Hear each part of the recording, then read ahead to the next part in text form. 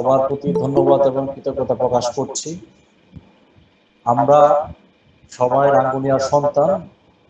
বিভিন্ন দেশে আমরা আসলে নিজের কর্মস্থলে সবাই কষ্ট করে জীবন জীবিকার জন্য দেশের বাইরে অবস্থান করছে অনেক সবাই। তো এই সবার ব্যস্ততার মাঝে আজকে আমাদের ডাকে সাড়া দিয়েছেন, এজন্য আমি ধন্যবাদ কৃতজ্ঞতা প্রকাশ করছি সবার প্রতি। রাঙ্গুনিয়া রেমিটেন্স যোদ্ধা এই প্ল্যাটফর্মটা এর মাধ্যমে আসলে অনলাইনে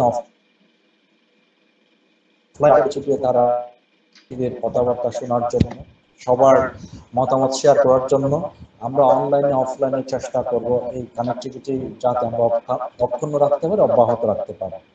সবার কানেক্টিভিটির মাধ্যমে আমরা আরো বেশি আমাদের পারস্পরিক সম্পর্ক বৃদ্ধি করব। প্রায় 30 থেকে 40 হাজার রাঙ্গুনিয়ার আমাদের রেমিটেন্স যোদ্ধারা বিদেশে থেকে দেশের জন্য, পরিবারের জন্য, রাঙ্গুনিয়ার জন্য অবদান রাখছে। তাদের প্রতি কৃতজ্ঞতা এবং তাদের স্বীকৃতি প্রদান করার জন্য আজকের এই online dialogue. At the same time আমরা সবাইকে নিয়ে রাঙ্গুনিয়ার জন্য কাজ করতে চাই, সবাইকে নিয়ে রাঙ্গুনিয়াকে গড়ে তুলতে চাই। আমি একা ব্যক্তিক বাল পারবো না, কিংবা অন্য আরেকজন ব্যক্তিও যদি বলে যে রাঙ্গুনিয়া আমার কিংবা আমার পরিবারের, তাহলে এই বরাবরই আগের মতো রাজতন্ত্র, পরিবারতন্ত্রের মাধ্যমে একটা ফেসিবাদী সিস্টেম, একটা স্বৈরতান্ত্রিক সিস্টেম, একটা দখলদারি সিস্টেম আবারও ফিরে আসবে।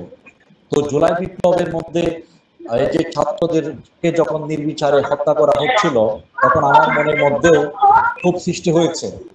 আমরা পলিটিক্যালি কোনো দখলদারিত্ব, জনগণের বিরুদ্ধে যে কোনো শাসনের বিরুদ্ধে আমরা সবসময় প্রতিবাদ করেছি।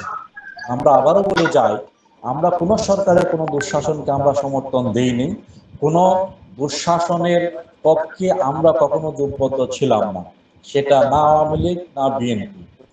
বাট আমরা যে রাজনীতিতে পজিটিভ চেঞ্জ করার জন্য চেষ্টা করেছি ছোটবেলা থেকে, আমি ব্যক্তিগতভাবে রাজনৈতিক, ধর্মীয়, সামাজিক যেখানে কাজ করেছি আমরা চেষ্টা করেছি একটা সমাজের মধ্যে ইতিবাচক পরিবর্তনের মাধ্যমে একটা কাঙ্ক্ষিত সমাজ আমরা বিনির্মাণ করব।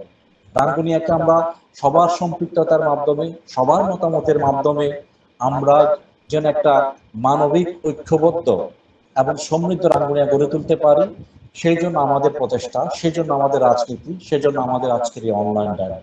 আপনারা অনেকে এখানে প্রস্তাবনা দিয়েছেন, মতামত প্রদান করেছেন, হয়তো মতামতগুলো একই বা অনেকগুলো মতামত একই রকম আসছে, কিন্তু এই মতামতগুলো ভালো প্রপোজালগুলো যখন সবার মধ্যে থেকে উচ্চারিত হয় তখন এটা শক্তিশালী হয়, আমরা উজ্জীবিত হই, কাজ করতে সুবিধা হয়। এই জিনিসগুলো মানুষের কাছে তুলে ধরতে তখন আমাদের মনে হয় যে এটার একটা যুক্তিকতা রয়েছে। তো সেই জন্য আমরা একতান্ত্রিক, পরিবারতান্ত্রিক কিংবা এই রাজার ছেলে রাজা, এমপির ছেলে এমপি, মন্ত্রীর ছেলে মন্ত্রী, এই কনসেপ্ট কিন্তু এখন বর্তমান তরুণ প্রজন্ম আর অ্যাকসেপ্ট করছে না। আমি নিজে একজন নিম্ন মধ্যবিত্ত পরিবারের প্রতিনিধি মনে করি। বাংলাদেশের অ্যাবাউট 80% হচ্ছে নিম্ন মধ্যবিত্ত, এটা রাঙ্গুনিয়ার ক্ষেত্রেও সঠিক। তো এই এই যে ব্যারিয়ার গুলো আজকে তরুণ প্রজন্ম ভাঙতে চায়, জুলাই বিপ্লব এটারও অন্যতম একটা প্রতিচ্ছবি যে আমরা চলমান যে ট্রেডিশনাল যে রাজনীতি এখান থেকে বেরিয়ে আসতে চাই। তো সেই জন্য